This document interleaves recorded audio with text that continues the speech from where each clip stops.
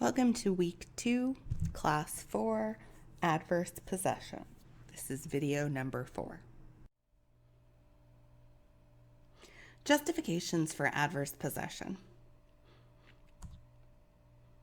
Some justify adverse possession by arguing that it prevents frivolous claims against the occupant. Others advocate for adverse possession because it is a way to correct title defects. Here's what I mean by that. Let's say A transfers the property through a deed to B, but when the attorney drafted the deed, he accidentally deleted a line in the property description. B files the deed. That line that was deleted, let's say, talked about an extra 5 acres of land south of the property. So, through adverse possession, B can claim title to it if he meets all of the elements of adverse possession. Adverse possession encourages development. So if you remember the Lockean labor theory from last class, you know that some courts prefer that property be used in a productive way. And so adverse possession punishes those that own property and leave it vacant and rewards those that use property productively. Now, those philosophical reasons and theories we learned week 1, you can see where they might start to help us understand and remember some of the elements of future property law that we're going to study in this class. Another justification for adverse possession is protecting personhood. People become attached to property, so much so that some argue that it becomes a part of them and part of their person. And so some judges justify adverse possession because if somebody has had an object for the requisite amount of time, then they should deserve to get the title as well.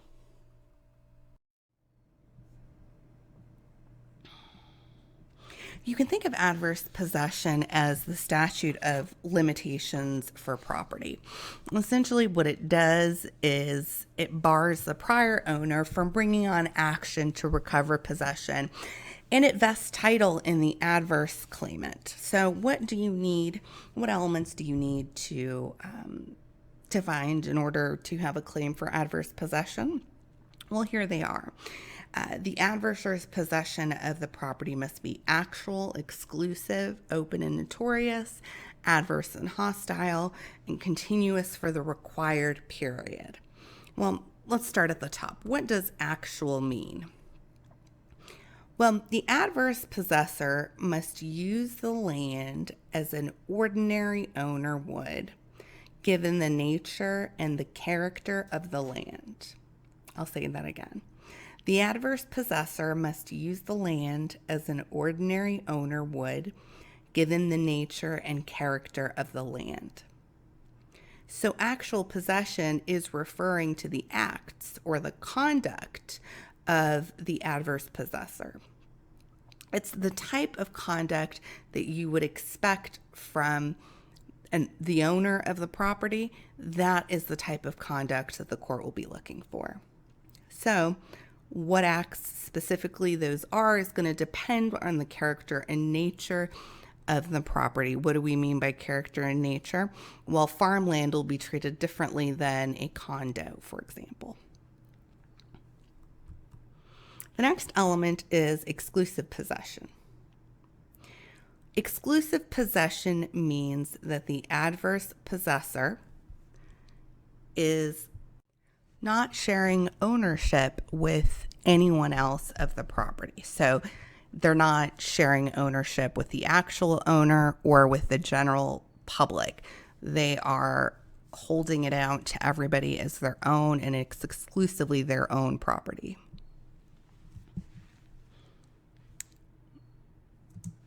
The next element, open and notorious. The open and notorious requirement is there so that if an owner made a reasonable inspection of his or her land, they would see that the person is adversely possessing it or using it in ways that somebody who does not own the property should.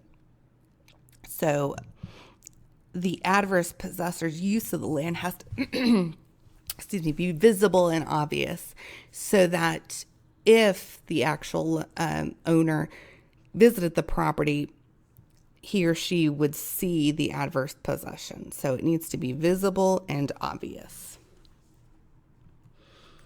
The next element is adverse and hostile. So jurisdictions vary on how they define adverse and hostile. The modern rule is to use an objective standard to determine adverse or hostile. So by applying this objective standard, the court will look at the conduct of the claimant. And usually that just involves satisfying the other elements of adverse possession. They do not look at the subjective intent. In other words, they don't look to see whether or not the adverse possessor has bad faith or is acting in a particular way. Let me rewind that a little bit. So when the court is looking for a subjective standard, they would look to see what the owner was thinking. What was their state of mind? Did they have bad faith? The modern rule looks at the objective standard, which is not concerned with what the owner actually intended or how they felt.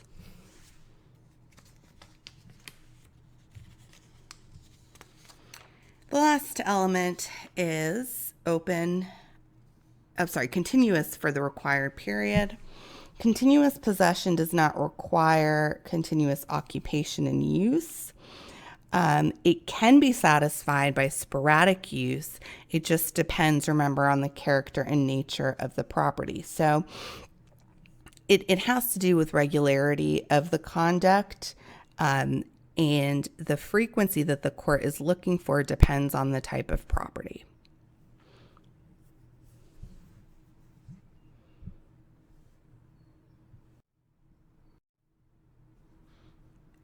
Gurwit v. Kannatzer. Our first case on adverse possession involves a rough, brushy, wooded land in central Missouri. And the question we're looking to answer is, why did the owners lose their title? Gurwit v. Kannatzer, Court of Appeals of Missouri.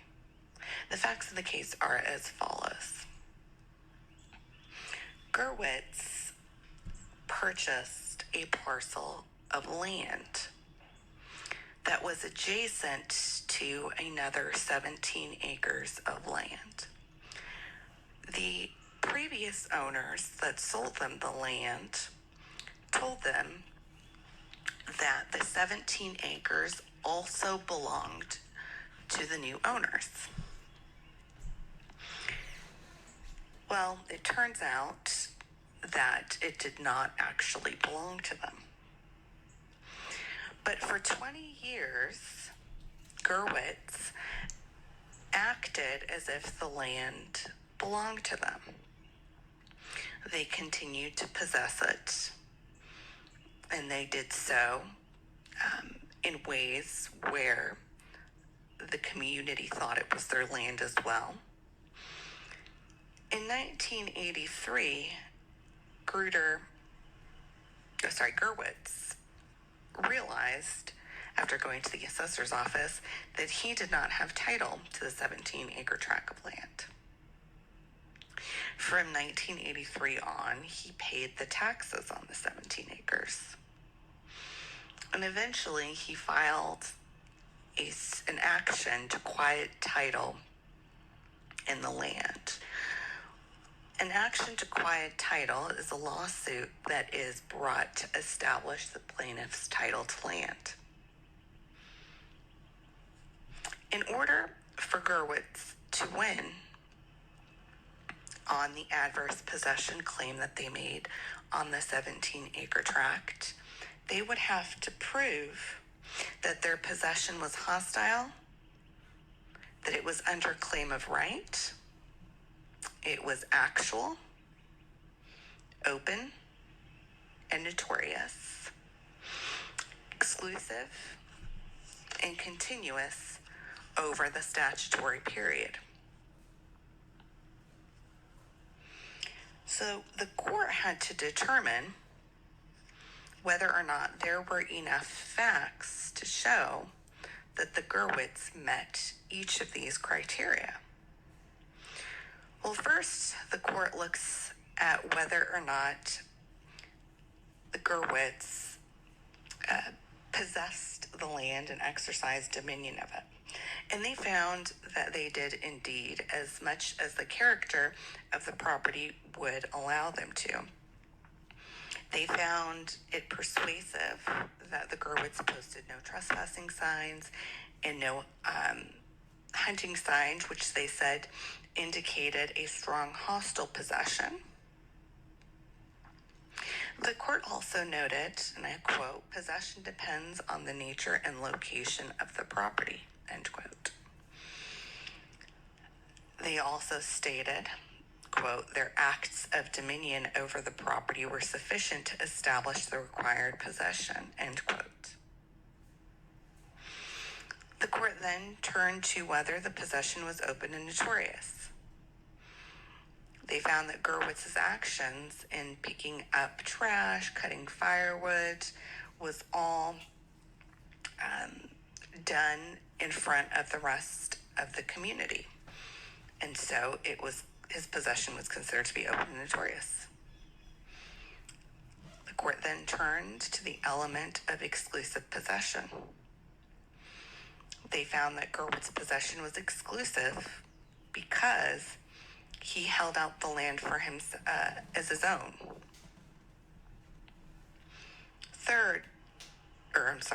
Next, the court turned to the issue of whether the possession was continuous. They found that Gurwitz's possession was continuous as defined by the nature of the property. While the court acknowledged that Gurwitz probably did not go to the land, average and occupy the land every day, the continuous possession requirement, the court said, clearly does not require continuous occupation and use. So the possession or the occupation was regular enough. The court held that the evidence amply supported the trial court's findings, and Gurwitz's possession of the disputed tract was enough to give them title under a claim of adverse possession.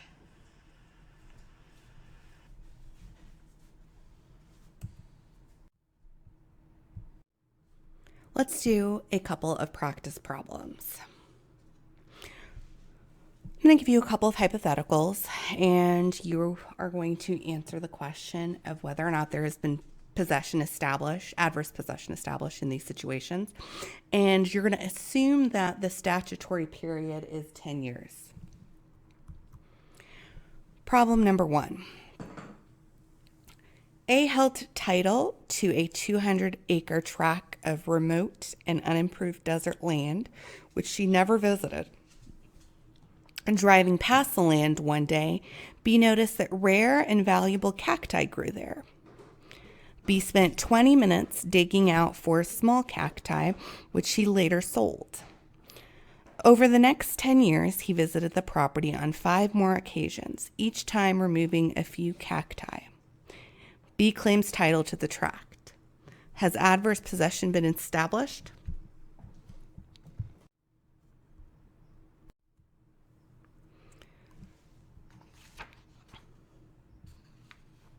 So the answer is the court would probably hold that B has not acquired title by adverse possession. Because arguably a reasonable owner of a desert tract might use it to raise cacti, so the actual possession element is met. And B's use was exclusive because A never visited the land. But B's conduct was probably not open and notorious.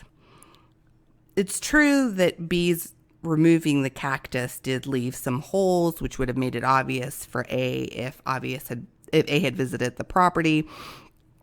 However, it doesn't seem based on Gurwit that this would be enough evidence for someone to claim title of the land. So, of course, A could have seen B if A happened by randomly.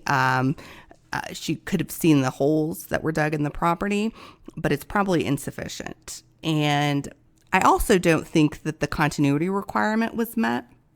So sure, a reasonable owner of a desert land would visit it rarely, but B spent a total of 2 hours there over 10 years, and that probably is not sufficient. All right, the second question. C owned a home in a rural subdivision. D owned the house next door. All backyards in the subdivision were unfenced and covered by wild grass. Over the next 10 years, D occasionally watered the wild grass behind his house. He also mowed it 3 or 4 times each summer. D then discovered that part of the land he had been watering and mowing, a strip of about 20 feet wide, was actually part of C's original lot. Over the years, C's children had played on this strip of land on 8 or 10 or 9 occasions. So D now claims title to the strip. Can he claim title based on adverse possession? The answer is probably not. The main elements in dispute in this problem are actual possession and exclusive possession. The actual possession element probably has been met because D did water and mow the area that he thought was his backyard, and that included the strip that's being disputed.